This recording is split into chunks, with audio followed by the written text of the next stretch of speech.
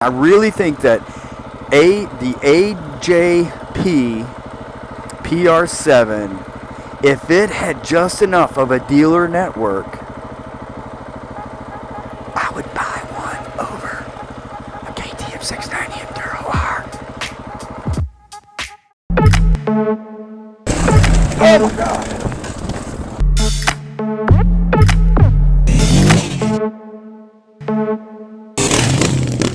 A subscriber of ours, Manuel Diaz, reached out to us and asked if I'd do an overview of the AJP PR7.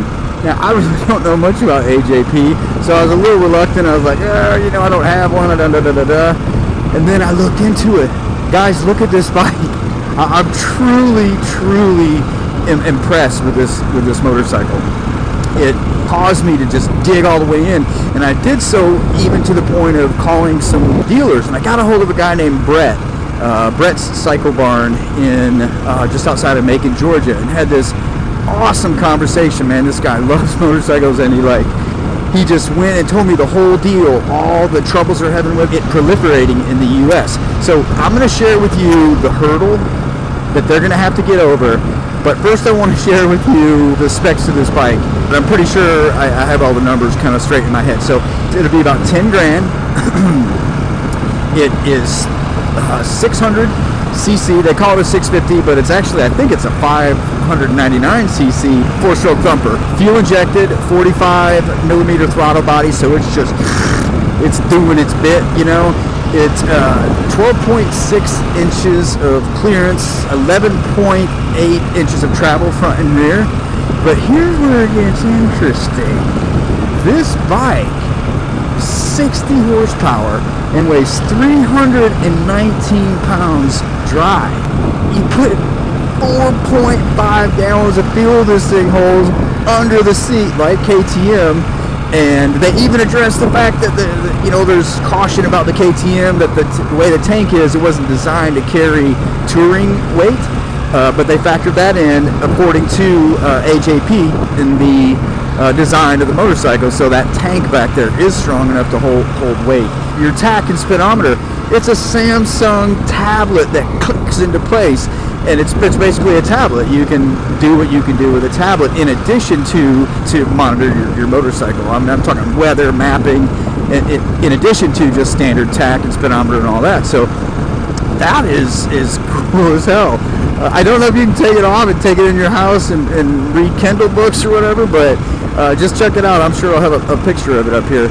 As you dig in, you'll just find that this is an impressive bike across the board, right?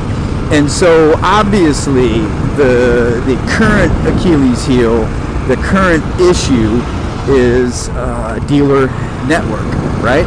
So how do you work on this thing? Well, Brett mentioned, he said, basically this bike is not a new thing. Yeah, check this out. This just blew me away. As we all know, KTM bought Husqvarna, right? When they parted with some of the Husqvarna's current progress and what they were developing, they sold one of their factories with some technology they were abandoning to go more the KTM route. They sold it to a company called SWM. So a lot of us know that, and a lot of us know about SWM. If you don't look into that bike, man, that's an impressive couple of horses and ponies they're making. So basically on the platform of this old Husky Heart. And so according to Brett, he said that this Portuguese company, AJP, is buying the motors from SWM. So these bikes that we're getting, these AJP PRs, they're basically Huskies in their spine and in their heart. So that's why these motors are of that high-performing technology, and that was just it's kind of irrelevant, but it's still really cool to find out. So these aren't tractors, these are thumpers that are business, and I love it. I love it because it means that I was right too. That KTM is lifting the bar. It's starting to happen. My prediction is coming true. I'm so stoked about that.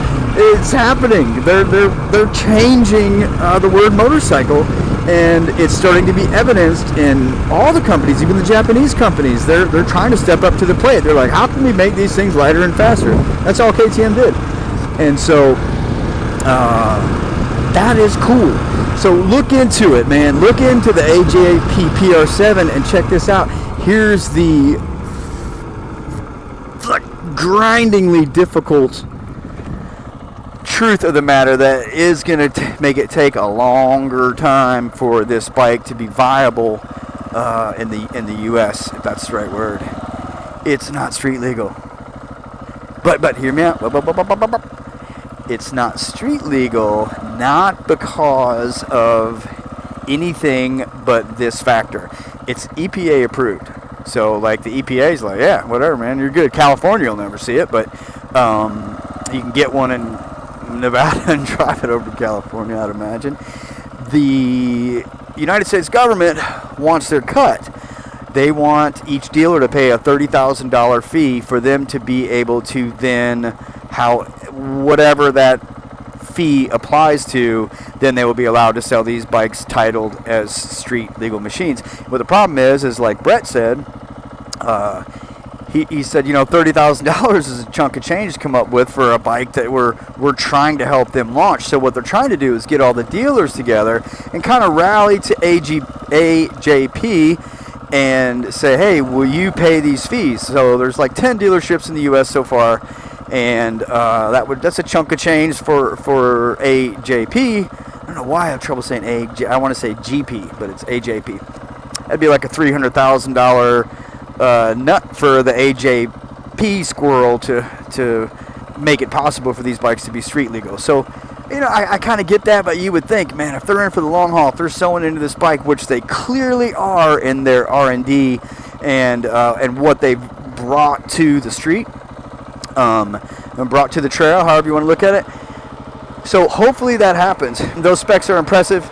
The bike is gorgeous. The evidence of it riding is epic, but they do face those problems, which I'm sure even companies like KTM faced back in the day. They had no presence in the U.S. and they had to make one. So I hope that AJP is able to do that. I know SWM is trying to do the same thing, and we win, man. That's at the end of the day what that video I put up a while back about, you know, KTM raising the bar, and a lot of people got mad about the Japanese bike talk and all that, but it's just the truth. Like,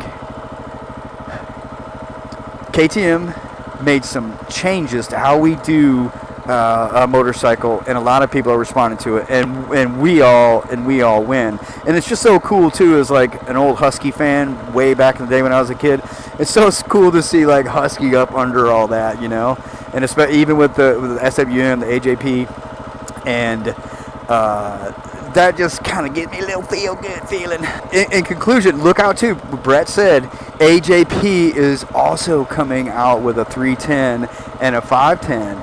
And if you know what I'm saying, they're calling some other companies out. They're saying, hey, well, you got your 501. Well, we're coming out with a 510. It's based on the same heart of innovation, and so I'm curious to see. And I'm just excited as all. I feel like a little girl in school about it. Story Moto out.